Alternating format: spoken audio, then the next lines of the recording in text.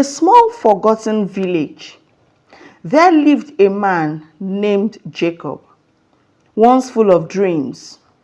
Life had crushed him under its weight.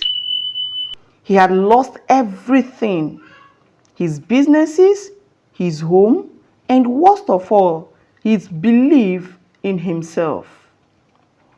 One rainy evening, as Jacob sat by the roadside, drenched and shivering, an old beggar walked up to him and offered a piece of stale bread to Jacob.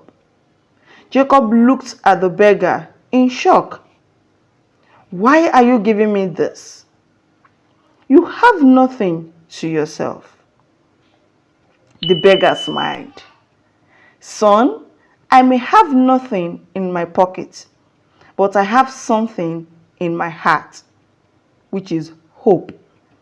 And that makes me richer than many." Jacob stared at him, overwhelmed.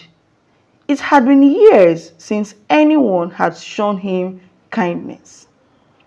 And that night, Jacob went home and did something he hadn't done in a long time. He prayed and he poured out his heart to God, not with anger, but with surrender. "Lord, I am broken, but if you still have a purpose for me, show me the way." Days turned into weeks, and though nothing changed immediately, but something shifted inside him. He started helping at a small bakery in exchange for food. He read books, learned new skills, and slowly his passion reignited.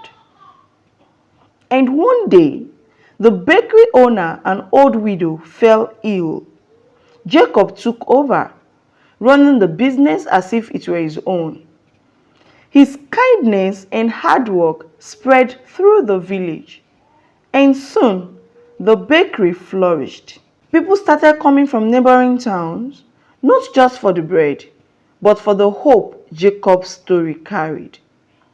Years later, Jacob became the owner of one of the largest bakeries in the city, not because he had money, but because he had faith. One evening, as he walked through the street, he saw a young man sitting by the roadside, lost and broken, just as he had once been.